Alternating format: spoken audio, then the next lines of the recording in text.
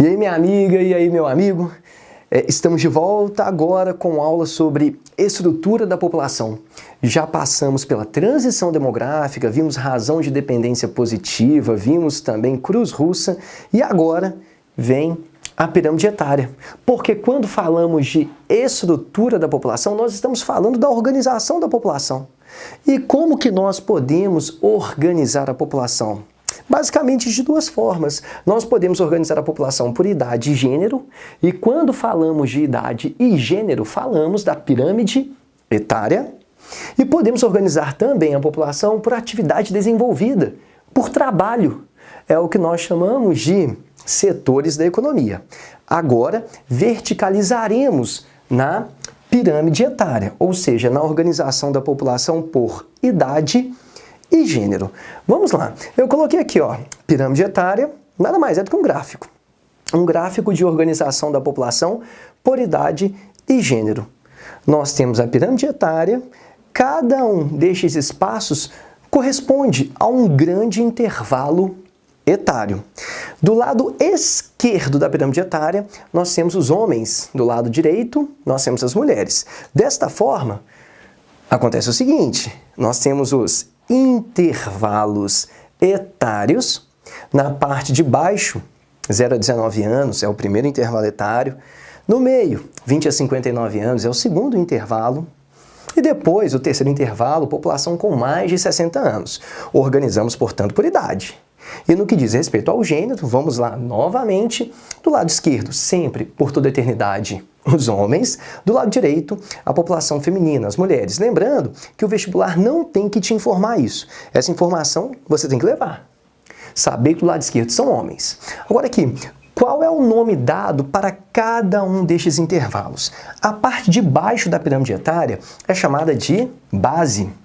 Tá aqui, ó. É a base.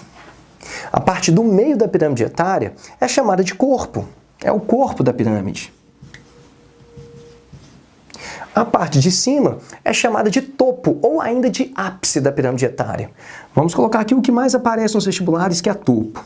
Tá aí. Organizamos, portanto, por intervalos etários e também por gênero. Agora nós vamos analisar cada uma destas partes da pirâmide etária. Começando com a parte de baixo, que agora você já sabe, é chamado de base. O que nós iremos analisar na base? Na base da pirâmide etária, que é onde fica a população jovem, população que tem de 0 a 19 anos, nós vamos analisar a taxa de natalidade. Lembrando que se a taxa de natalidade for muito alta, a base vai ficar larga. É o caso dessa nossa primeira pirâmide etária. A base está larga, portanto, natalidade elevada. Tranquilo? Por sua vez, na contraposição dessa história, nós temos aqui uma pirâmide etária que o topo está bastante largo. E o topo largo indica uma expectativa de vida elevada. Tá aqui, ó, expectativa de vida elevada. O topo, portanto, fica largo. Agora, analisamos a base. Analisamos o topo, está faltando analisar o corpo da pirâmide etária. No corpo, é interessante a gente se atentar para a peia, porque é no corpo que fica a população adulta. Tá? Vamos falar daqui a pouquinho da população adulta, mas antes disso, você percebeu aí que eu coloquei cores diferentes em uma pirâmide etária. A ideia é mostrar um processo evolutivo, uma vez que quem está na base aqui, depois passa para o corpo, vira adulto, e depois passa para o topo, vira idoso. Quando eu coloquei aqui, olha, a base verde e depois o topo verde, essa cor não foi repetida. Por quê? Porque o idoso, deste momento para este daqui, morreu. Tá? Por isso que eu não coloquei o verdinho aqui. Tá entendido? E outra coisa que é relevante, a gente fica assim, pô, para que entender de qual lado estão os homens, de qual lado estão as mulheres? Onde está a população jovem? Onde está a população adulta? Uma análise possível diz respeito a essa situação aqui. Olha o que eu vou fazer. Nessa pirâmide etária aqui, olha, base larga, tem um corpo que não está tão estreito, o topo está estreito, ou seja, nesse país a expectativa de vida é baixa. Isso daqui, olha, nos lembra um quadro de subdesenvolvimento. Essa pirâmide etária remete a um quadro de subdesenvolvimento. desenvolvimento. Tranquilo? Inclusive, vai uma dica aí. Se você pegar uma pirâmide etária e essa pirâmide etária sofrer um rápido afunilamento, este rápido afunilamento, essa situação aqui, ó, este rápido afunilamento é um indicador de subdesenvolvimento. Por quê? Porque neste caso nós temos uma alta natalidade mediante uma alta mortalidade também. Se a natalidade é alta, falta informação para a população. Se a mortalidade também está alta, é sinal de condições, por exemplo, sanitárias, médicas bem precárias, tá? Então, pensou em afunilamento rápido, tem que pensar em subdesenvolvimento. Tranquilo? Agora, voltando àquela historinha lá, por que é importante sabermos onde está a população adulta, a jovem, os homens, as mulheres? Olha aqui, nessa pirâmide etária, eu vou fazer um detalhe. Eu vou apagar esse pedacinho aqui, ó, e vou colocar um dentinho aqui, ó. E daí uma análise possível é a seguinte: o que estaria acontecendo com o país que tem essa configuração etária? Veja bem, nós temos uma redução da população masculina, número de homens, né, em idade adulta. Isso daqui é um perfeito exemplo de um país que passa por uma situação de guerra. Porque na guerra, nós temos ali em frente o pelotão formado por homens. E homens em idade adulta. Para ser mais preciso, em idade pré-adulta. Entre 20, 30, 35 anos. É a idade pré-adulta. E são essas pessoas que normalmente formam a linha de frente, o pelotão, a infantaria. E daí uma grande mortalidade associada somente aos homens em idade pré-adulta seria um grande exemplo de guerra. Isso aqui já foi cobrado em vestibulares, é importante você ter essa capacidade de análise. Tá?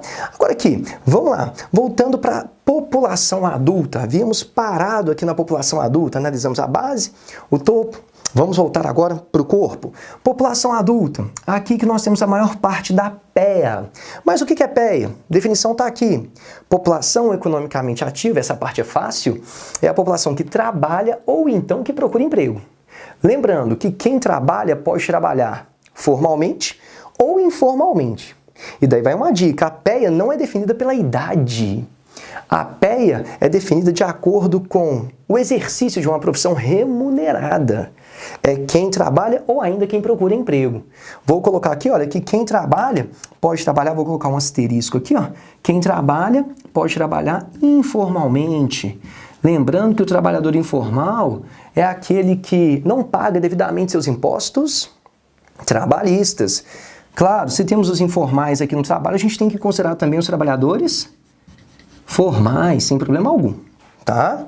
Só que além da PEA, nós temos a PI.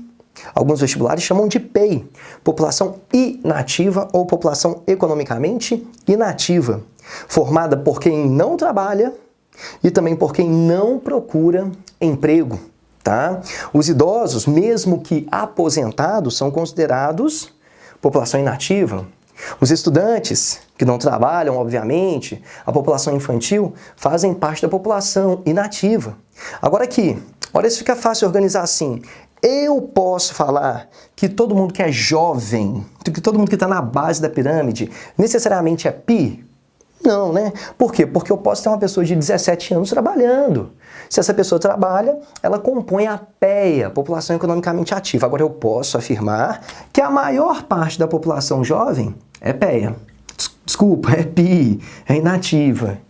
Por sua vez, a maior parte da população adulta, tá aqui, ó, a maior parte é PEA. No entanto, claro, eu posso ter um adulto que não trabalhe e também não procure emprego. Logo, será PI, será inativo. E lá em cima no topo, a maior parte é de PI. Mas é claro, eu posso ser no idoso, é o caso do João Marcelo que trabalha com a gente aqui.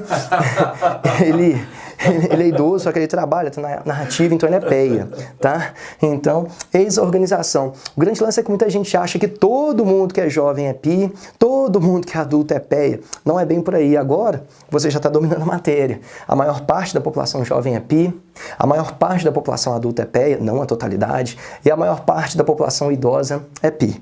Tá aí, organizamos a população de acordo com idade e gênero, tá? Agora tem um ponto muito importante, eu coloquei uma observação aqui, que é a seguinte, normalmente a maior população é a... Nossa, eu coloquei a idosa, Vitinho. Normalmente a maior população é a adulta. Por que normalmente a maior população é a adulta? Vamos lá. Quando consideramos o intervalo etário, deixa eu ficar desse lado aqui que fica mais tranquilo para você perceber. Quando colocamos os intervalos etários aqui, de 0 a 19 anos nós temos a população jovem, de 20 a 59 anos nós temos a população adulta e com mais de 60 a população idosa. O que é interessante é que o maior intervalo etário é o intervalo etário adulto. Você passa 40 anos da sua vida em idade adulta e passa 20 anos da sua vida em idade jovem. Você passará quantos anos da sua vida em idade idosa? Aí depende da expectativa de vida, tá? Mas o Japão, que é o país que tem a maior expectativa de vida, tem uma expectativa de vida de aproximadamente 84 anos. Então lá no Japão, que é onde a moçada vive mais, o idoso permanece nessa condição de idoso por 25 anos. Você logo percebe que o maior intervalo etário é o adulto. Então, espera-se que a maior população de qualquer país seja a adulta. Daí a observação, que foi corrigida a tempo, né? Normalmente, a maior população de qualquer país é a adulta, tá? Eu costumo ver alguns alunos falarem assim, olha, a população da França é predominantemente idosa. Jeito não, né? A população da França é predominantemente adulta, embora a população idosa seja grandinha. Em termos percentuais, tem um peso significativo para a população francesa, né? A população da Holanda é predominantemente adulta, embora tenha um bom percentual de idosos. Então fica essa dica aí. Cuidado ao escrever, sobretudo em redações, né? Não fique falando que a população do continente europeu é predominantemente idosa, que nos países predominam os idosos. Não, para predominar tinha que ser mais de 50%, isso não acontece. O que predomina é a população adulta. Combinado? É isso aí. Um grande abraço. Daqui a pouco a gente volta com outra aula para falarmos de organização da população por atividade desenvolvida. Um abraço.